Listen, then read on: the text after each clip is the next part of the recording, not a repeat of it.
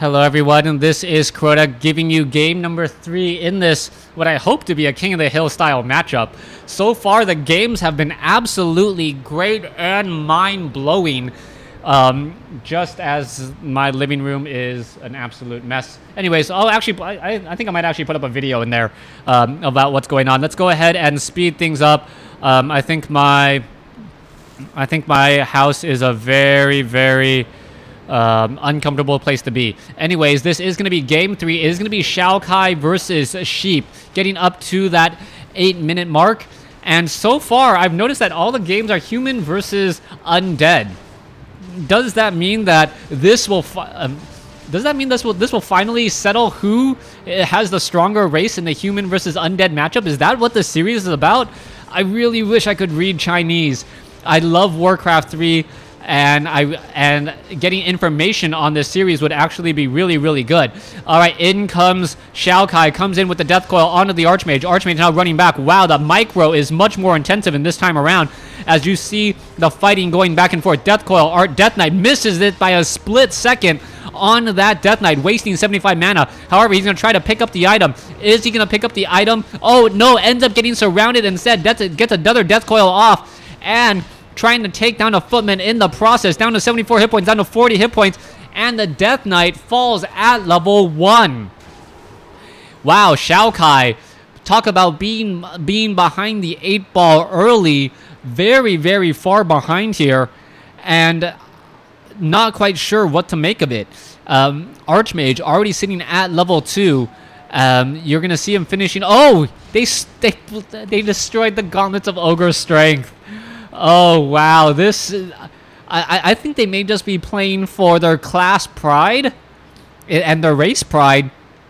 And with that, this has just been an unbelievable series in terms of how much micro and how much dedication we've seen. All the games have really been like digging their heels, trying to really win for their class. And I'll have to check the rest of these games, but it may be a race matchup to see who wins in more of these games. Death Knight now coming over. This time has an army of units. Archmage quickly Death Coiled as the militia aggro the creeps. Death Knight may get surrounded the second time in as many minutes, as he is now trying to circle around. Archmage in a bit of trouble, down to 113 hit points. Oh, taking a little bit of damage. The Death Knight could get off a Death Coil if it had the mana, and it does not. There goes a ghoul as the rock golem now getting taken down. Archmage looks like it could get to level 3 here with that long distance heal, and the water elementals are now making sure to push the Death Knight away. All right, Archmage is now at level 3, no longer in fear of Death Coil range. Triple water elementals preventing the Death Knight from doing much. Instead, the Death Knight comes in, steals 2 items, and dies again. Oh my goodness. Talk about Xiaokai not playing like his previous self. It looks like Sheep perhaps being a little bit fresh and not tired out from the previous 24-minute engagement is now in a much better spot. Oh, this could be bad news though. If the Death Knight finds this Archmage, yeah, that Death Knight will have 100 mana initially, and losing a level 1 hero twice is not the same as losing one level 3 hero. That Archmage needs to find a way to get healed back up, as we now see the expansion coming into play. Nerubian Tower, Death Knight sitting at level 3. Is he gonna sell anything? No. I thought he might sell the Scroll of the Beast. Yes, quickly picking up 200 gold. And now the Archmage is going to go ahead and regenerate once more. Death Knight racing down the tracks and hoping to perhaps find the Archmage in the front position again, getting off a Death Coil. Oh, runs, splits the defense. There's the Death Coil. Archmage down to 100 hit points. The Death Knight could finish him off with 4 quick blows, and the Death Knight is looking to do exactly that. Alright, the Death Knight wants his man. The Archmage does not have boots of speed, as the rest of the units are now simply charging in. Alright, Archmage may end up getting the level 4 here, and this is just looking like an absolute crazy strategy. What exactly is Xiaokai doing? He doesn't have Crypt Fiends. He doesn't have anything on the board. He is very behind in terms of level. But it looks like this is the strategy and the plan that he was going for. I gotta say that Xiaokai is behind right now, because he definitely is. But even though he is currently behind, he doesn't seem worried. He's not turtling up in his base. He's not afraid of what's going to be happening. Another set of skeletal minions now making their way over. The Death Knight now can easily chase after the Archmage, as the Archmage does not have Boots of Speed. Peasants now making their way over. Oh, Lich now spotted. There is a Frost Nova taking down another peasant there. The Town Hall could be completed. And I did not realize this, but the Death Knight has killed a whole bunch of peasants with these skeletal minions. There's another Frost Nova, and let's take a look. Is this Town Hall going to get done? Another 4 peasants looks like it's going to get taken down. Goblin Shredder now picked up, and the Town Hall is still not done. Death Knight sitting at level 2, and what I thought would be an economic advantage for Sheep is now turning into a tech advantage for Xiaokai. Xiaokai is just somehow just willing his army to win and not die.